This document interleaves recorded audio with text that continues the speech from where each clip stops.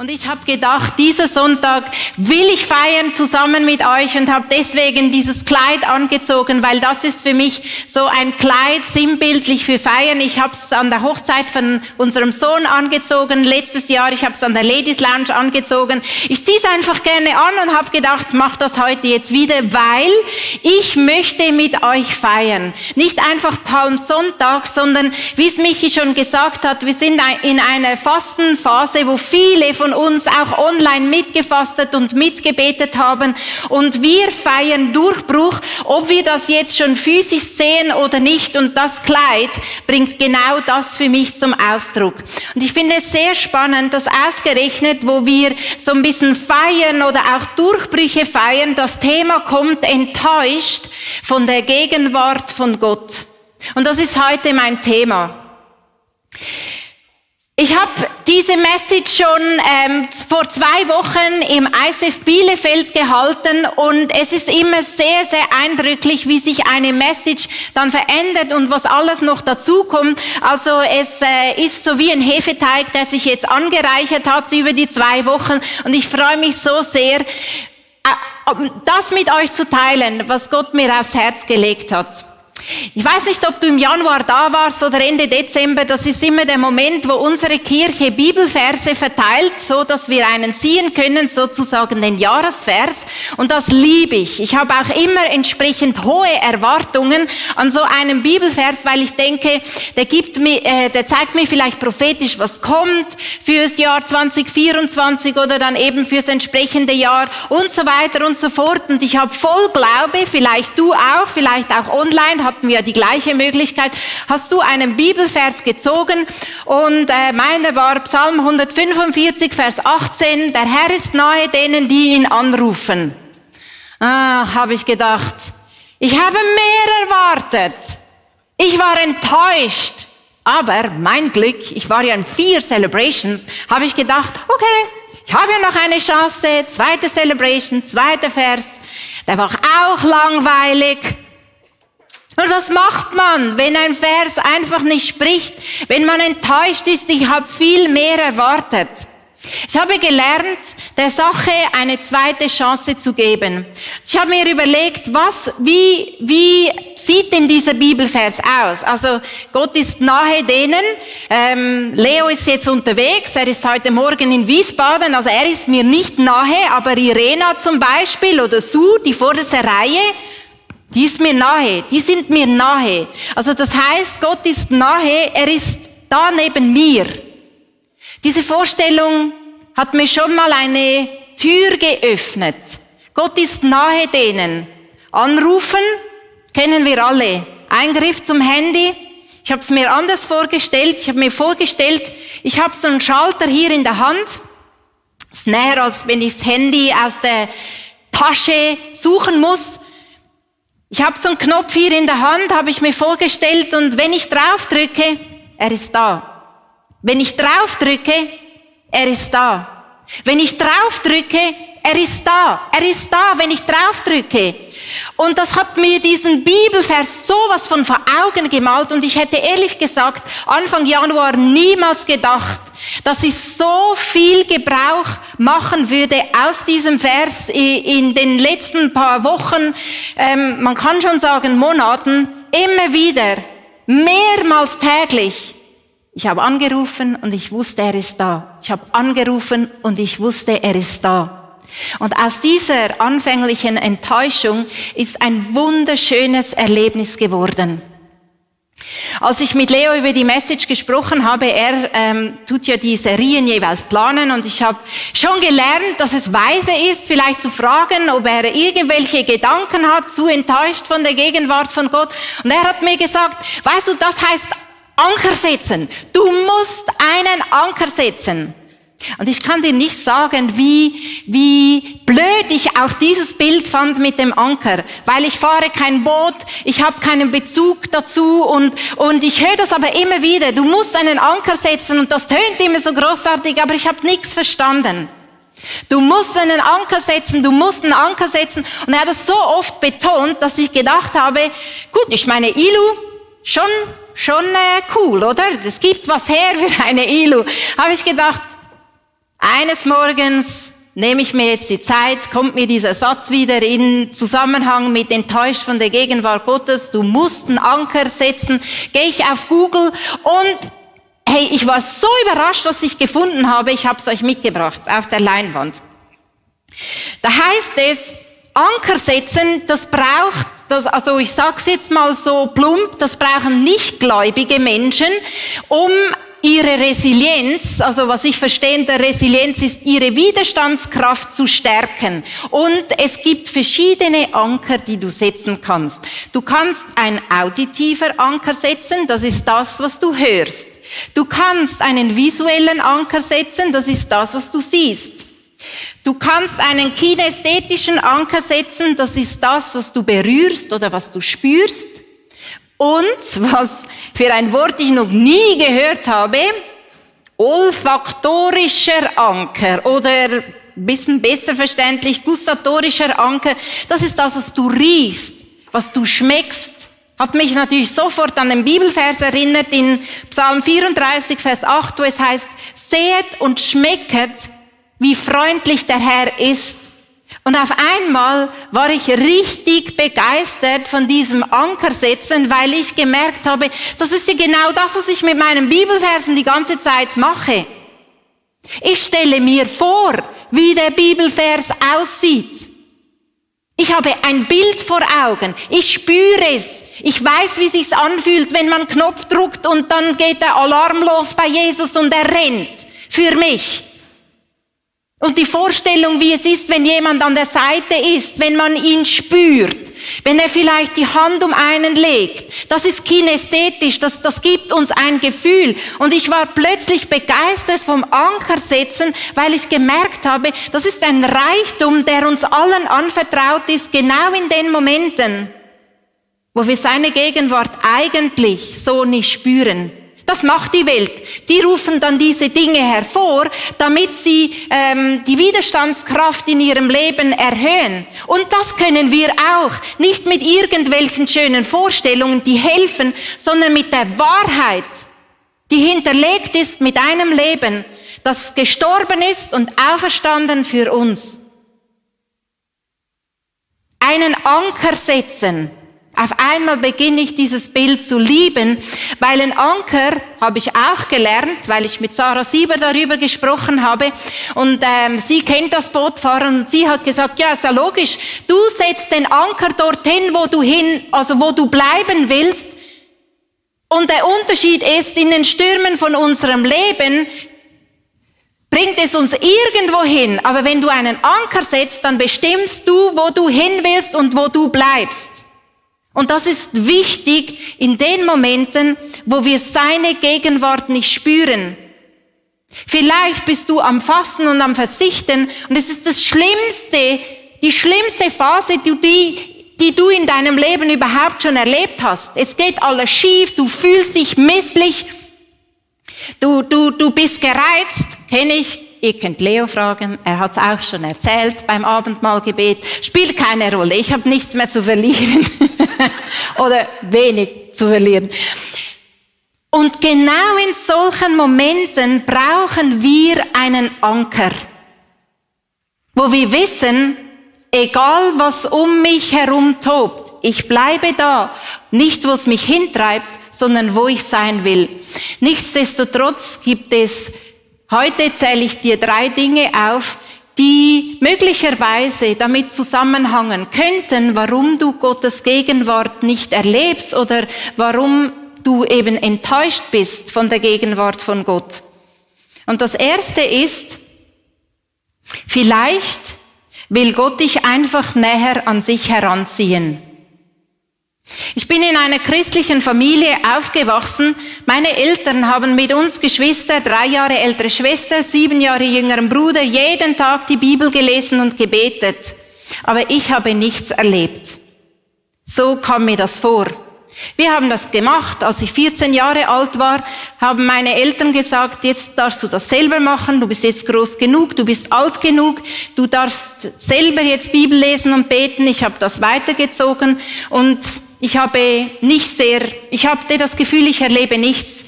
Als ich dann in der Jugendgruppe war, so vielleicht mit 17, 16 Jahren, habe ich einen jungen Mann gesehen, wenn der von Jesus gesprochen hat, dessen Augen haben geleuchtet und dieses Feuer, und das weckte in mir noch eine größere Sehnsucht. Und ich habe gesagt, Jesus, das will ich will dich so erleben, ich will diese Strahlen, ich will dieses Feuer. Ich habe nur keine Ahnung wie. Wahrscheinlich, habe ich mir gesagt, muss ich jetzt irgendwie abstürzen, weil dieser Mann kam aus den Drogen. War ja klar, dass er Jesus so erlebt. Habe ich gedacht, aber ich wusste noch nicht mal, wie man abstürzt. Ich hatte keine Ahnung. Und dann irgendwie habe ich aber gedacht, naja, das ist mir dann doch ein bisschen zu heikel, weil eigentlich fühle ich mich schon sehr wohl in diesem geschützten Umfeld, wo ich aufgewachsen bin. Und weißt du, Jesus möchte gesucht werden. Wenn du ihn nicht erlebst, genauso wie ich es mit dem Bibelvers erlebt habe, er möchte, dass wir ihn suchen. Er ist zwar auf uns auf die Welt gekommen, aber ich wollte gerade sagen, er liegt nicht einfach so auf der Straße. Er will gesucht werden. Er möchte, dass wir alles dafür aufwenden, zum ihm nachfolgen und nachgehen, bis wir ihn gefunden haben. Und er verspricht, wenn ihr mich sucht, wenn ihr mich von ganzem Herzen suchen werdet, dann werde ich mich von euch finden lassen. Vielleicht da, wo du diesen Stein rumträgst, der hat ja Leo mitgebracht. Gott sei Dank musste ich den nicht mitnehmen. Er sieht zwar klein aus, also er sieht jetzt nicht so groß aus, aber er ist schon recht schwer. Jetzt weiß ich nicht mehr, was ich sagen wollte, aber jedenfalls, vielleicht trägst du auch so einen Stein rum und du spürst gerade nichts, aber er will gesucht werden. Er will gesucht werden. Und wir haben jetzt nicht nur noch eine Woche Zeit bis Ostern, bis wir unseren Durchbruch erleben, sondern es ist ein Prozess. Es kann auch länger gehen. Aber bleibe dran. Er will gesucht werden. Und das kann ein Grund sein, warum wir enttäuscht sind, wenn wir die Gegenwart Gottes nicht gerade so erleben. Weil er möchte, dass wir dranbleiben. Es hat sich in meinem Leben gelohnt. Ich bin nie abgestürzt. Ich bin einfach dran geblieben. Und Jesus hat diese Sehnsucht in mir gesehen, dass ich dieses strahlen möchte. Und dieses Kleid ist ein Ausdruck davon, dass ich ihn erlebt habe. Und dass es ihn gibt. Und dass er in mir, in diesen rund 40 Jahren schon so viel gemacht hat. Und deswegen habe ich es angezogen, weil es ein äußerer Ausdruck ist von dem, was Jesus in meinem Herzen gemacht hat. Und ich hoffe, mein Strahlen und mein Leuchten ist genauso stark wie damals das von dem anderen. Und steck dich einfach an, in egal welcher Situation dass du drin bist.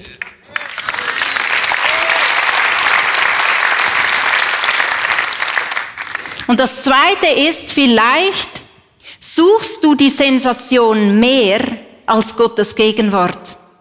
Und ich glaube, das ist allen von uns schon passiert. Wer hatte sich nicht irgendwann im Leben gewünscht, dass ein Brief vom Himmel fällt und dass du genau weißt, was du tun sollst? Oder wer, wenn du vor einer wichtigen Entscheidung standest, hast nicht gedacht, wenn jetzt ein Kamel über die Straße läuft, dann weiß ich ganz sicher, dass du das bist. Gut, dann musst du zum Zoo und dann führen sie vielleicht die Elefanten raus. Es ist zwar kein Kamel, dafür ein Elefant. Wir fanden uns möglicherweise alle schon in so einer Situation, aber vielleicht möchte Gott dir heute sagen, hey, es geht nicht um die Wunder, es geht um die intime Beziehung, die du und ich haben. Er hat alles dafür gegeben.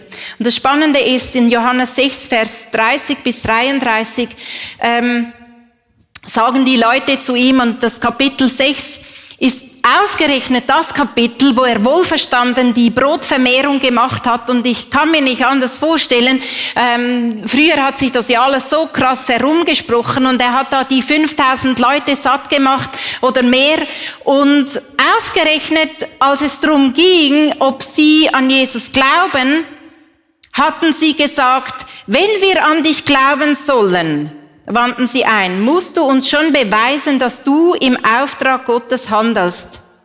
Kannst du nicht ein Wunder tun? Vielleicht so eins wie damals, als unsere Vorfahren in der Wüste jeden Tag Manna aßen. Es heißt doch in der Heiligen Schrift, er gab ihnen Brot vom Himmel. Weißt du, sie haben gesagt, du musst etwas liefern. Wenn wir an dich glauben sollen, musst du was bringen. Sonst lassen wir uns nicht auf das ein. Und wir haben es in der Worship schon gehört, Luca hat uns gesagt, hey, Jesus sagt, ich bin das wahre Brot. Ich bin das Wasser. Wenn du von mir trinkst, wirst du nie mehr Durst haben. Bleibe so lang dran, bis du das erlebst. Weil es geht nicht um eine Sensation, es geht um eine persönliche, intime, auf Vertrauen basierende Beziehung mit unserem Jesus. Er antwortet, aber nicht immer so, wie wir uns wünschen. Und achte darauf, was du hörst. Worauf hörst du? Weil das sind Anker. Das, was wir von ihm hören, sein Wort gilt, ob du es spürst, ob du es siehst oder nicht. Manchmal spürst du es einfach, aber du hörst nichts. Manchmal siehst du es, aber du spürst nichts. Und manchmal gehst du einfach deinem Duft nach. Ein Anker setzen hilft uns in Momenten, wenn wir enttäuscht sind. Und der dritte Punkt ist, vielleicht hat sich dein Herz verhärtet. Schon möglich. Ich meine, gehen wir mal davon aus, dass wir alle Steine mit uns rumtragen, was so Dinge sind, Mödeli, Süchte, vielleicht auch ein bisschen größere Dinge, die wir mit uns rumtragen, kann schon sein, dass da eine Mauer um unser Herz entstanden ist, aus Enttäuschung, aus Verletzung. Es gibt eine Geschichte, die steht im 2. Chronik 34 und ich habe sie sozusagen mit verschiedenen Bibelversen zusammengestrickt, weil ich liebe auch zu stricken, was ich jetzt zwar nicht mehr tue, aber anyway. Ihr seht einen Bibelvers auf der Leinwand oder die verschiedenen Bibelverse. Um was es geht, ist, Josia war König geworden in Israel mit 8 Jahren. Mit 16 Jahren hat er sich Gott zugewandt und im Alter von 22 Jahren hat er eine Säuberung in Israel durchgeführt, was so viel heißt, er hat die falschen Gottesbilder weggeräumt. Aus den Straßen, überall die Opferaltäre hat er weggeräumt, eben genau als Folge davon, weil er sich Gott zugewandt hat. Und er hat auch den Tempel aufgeräumt und gesäubert. Und was mir aus diesen Bibelversen ins Auge gestochen ist, er hat den Tempel gereinigt. Sie fanden eine Schriftrolle, was so viel heißt wie das Wort Gottes, und haben daraus gelesen. Was dieser Vers oder diese Verse für mich aussagen ist, sie mussten zuerst genau die falschen Götter ausräumen aus dem Tempel, bevor sie das Wort wieder fanden und bevor sie das Wort wieder hören konnten, weil es ihnen vorgelesen wurde. Und ich weiß nicht, was für von Gott, das du in dir trägst, das heute ausgeräumt werden muss. Vielleicht hat das, was du auf deinen Stein geschrieben hast, damit zu tun, was für ein Bild oder was für ein falsches Bild von Gott, das du hast. Ich bin seit ein bisschen mehr als einem Jahr, das hast du vielleicht auch schon gehört, wenn du regelmäßig einschaltest oder hier bist, ein Kinderbuch am Redesignen. Und deswegen die Zeichnungen, die ich dir jetzt bringe, sind entsprechend mit den Elementen aus dem Kinderbuch. Aber ich habe Freude daran und sie haben zu mir gesprochen. Und das Kinderbuch übrigens kommt dann an der Conference, ist es dann käuflich zum Erwerben. Also, ich habe mir vorgestellt, da ist eine Kirche. So sieht für mich die Kirche aus und nebendran ist ein kleiner. Und ich habe ihm den Mund, was er eigentlich hatte, habe ich ihm von einem Lachenmund zu einem traurigen Mund gemacht. Er ist traurig, weil er hat ein gebrochenes Herz und er hat eine kaputte Blume. Er ist enttäuscht. Ich gehe jetzt mal davon aus, er ist enttäuscht von der Gegenwart von Gott. Und zwar interpretiere ich da hinein, er ist enttäuscht von Gott, weil er geglaubt hat, die Kirche ist Gott. Also das ist Jesus, der Bräutigam, deswegen sieht er so aus. Und er ist enttäuscht, weil er glaubt, die Kirche ist Gott, die Kirche ist Jesus, das, was du hier in unseren Reihen oder irgendwo in der Kirche erlebst, das ist Gott. Und das hat ihn enttäuscht. Und ich möchte dir heute sagen, die Kirche ist nicht Gott. Die Kirche ist die Braut. Wunderschön. Das ist die Kirche. Aber ich glaube, wenn es darum geht, enttäuscht von der Gegenwart Gottes zu sein, geht es darum, dass wir die beiden Dinge trennen. Die Kirche ist die Braut, aber der Bräutigam, das ist Jesus. Das ist Jesus. Er ist der Bräutigam und er steht zu seiner Braut. Und der Bräutigam hat heute, und nicht nur heute, jeden einzelnen Tag ein neues Herz und neues Leben für dich bereit.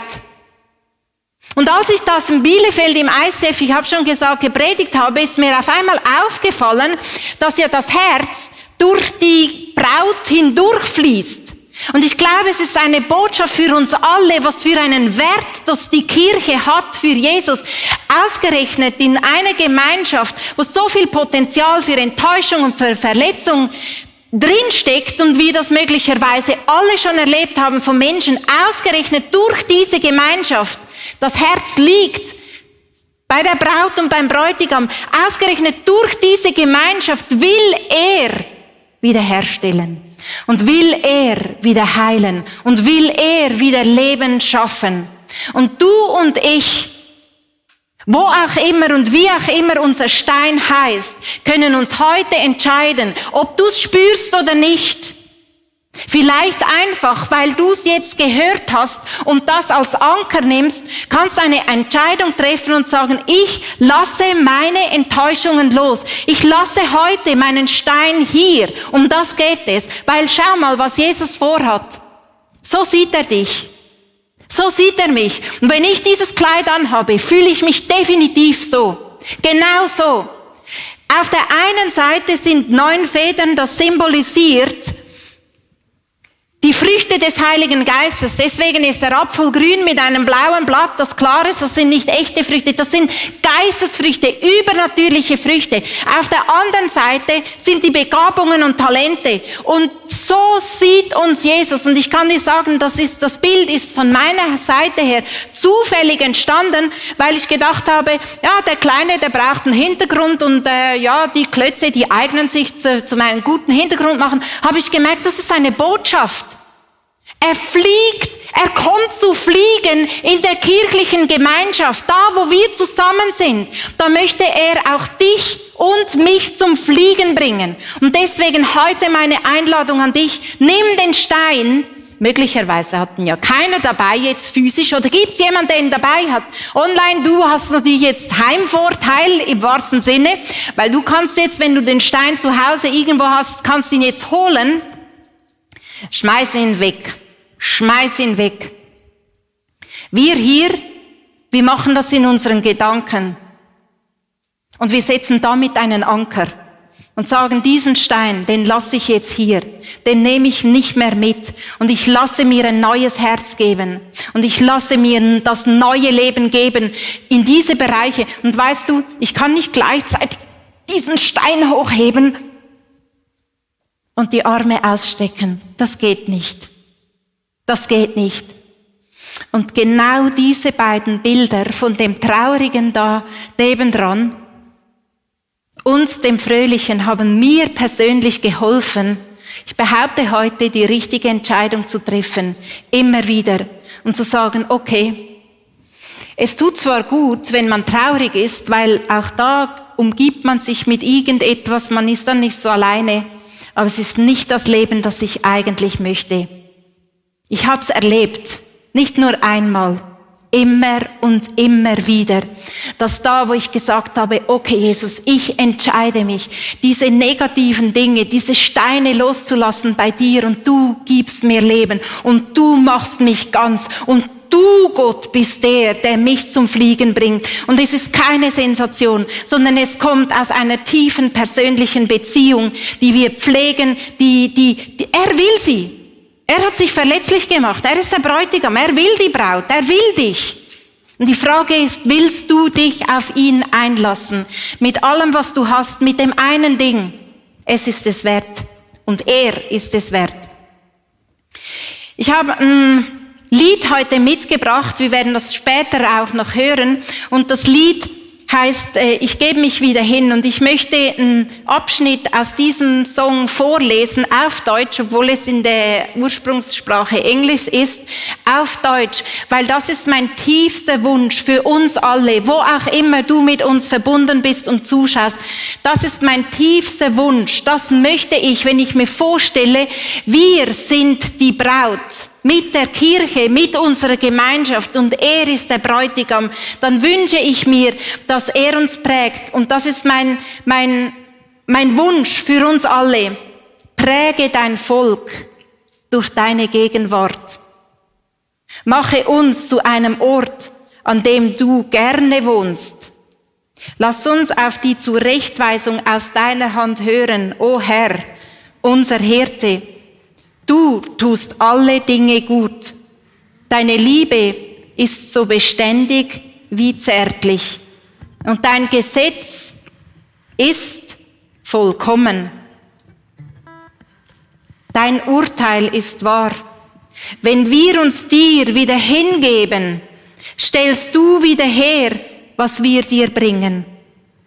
Du stellst wieder her, wenn wir uns neu dir ergeben. Du kannst in dieser Stimmung bleiben und dich fragen, wo bist du enttäuscht von der Gegenwart von Gott? Oder wo bist du enttäuscht vom Leben, heißt ja irgendwie auch von Gott. Währenddem wir den Zeilen von diesem gesungenen Gebet lauschen.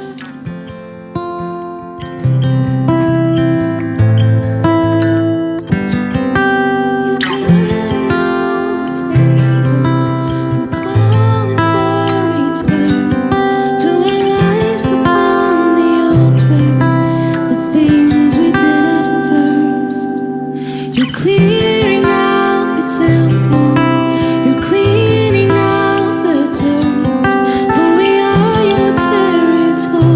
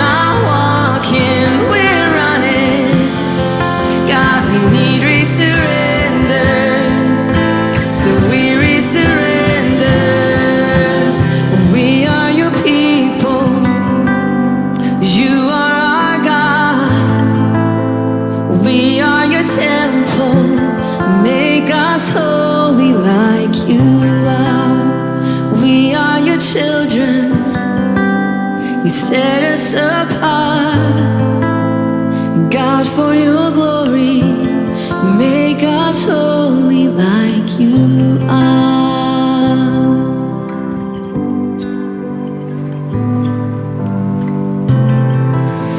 Was für aussagestarke Worte, und ich möchte genau in diesem Song drin bleiben, wenn ich jetzt mit uns allen beten. Und weißt du musst es nicht spüren, für das du eine Entscheidung treffen kannst. Du kannst es auch einfach aussprechen, wie wir es am Anfang gehört haben. Vielleicht ist dein Anker heute, dass du etwas aussprichst und einfach ein Statement machst. Vielleicht spürst du nur etwas, aber du weißt nicht was und wie. Dann geh diesem Gefühl nach. Vielleicht riechst du etwas oder vielleicht siehst du auch einfach nur etwas, aber du weißt nicht, was es bedeutet. Geh diesem nach, geh dem nach. Ich habe dir ein Bild mitgebracht mit diesem Anker, mit diesen Zeichnungen von der Kirche, mit meinem Kleid, was dir alles daran erinnern soll, dass heute ein Tag ist, wo wir eine Entscheidung treffen wollen, dass er unseren Tempel mit den falschen Bildern von Gott ausräumt. Und entsprechend werde ich einfach mit diesem Text jetzt beten und sagen, Gott, du räumst den Tempel aus und ich lasse es zu. Ich lasse es zu. Du kannst es zu deinem Gebet machen. Du räumst den Schmutz weg, Gott. Denn wir sind dein Gebiet und das spreche ich einfach aus. Wir sind dein Gebiet hier. Wir alle, jede einzelne Person, wo du online zuschaust, in einer Microchurch, wo auch immer. Wir sind dein Gebiet, Gott, und das spreche ich aus. Da setze ich einfach einen hörbaren Anker und sage, Herr, ja, das stimmt. Wir sind deine Kirche und so ist es. Wir sind dein Volk und du bist unser Gott. Wir sind dein Tempel. Mach uns heilig, wie du es bist. Hilf uns, gib uns die Kraft, dass wir den Stein loslassen können, selbst wenn wir nur das mit den Worten aussprechen oder uns das nur bildlich jetzt vor Augen malen. Markiere dein Volk mit deiner Gegenwart, das möchten wir. Mach uns zu einem Ort, an dem du gerne wohnst. Mögen wir auf die Korrektur deiner Hand hören, oh Gott, oh Herr, unser Hirte, weil du alles gut tust.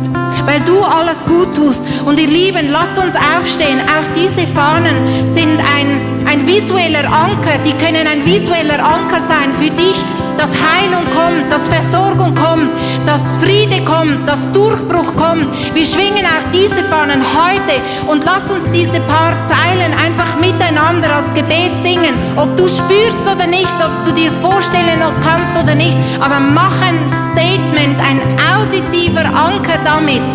You are our God, we are your temple, make us holy like you are.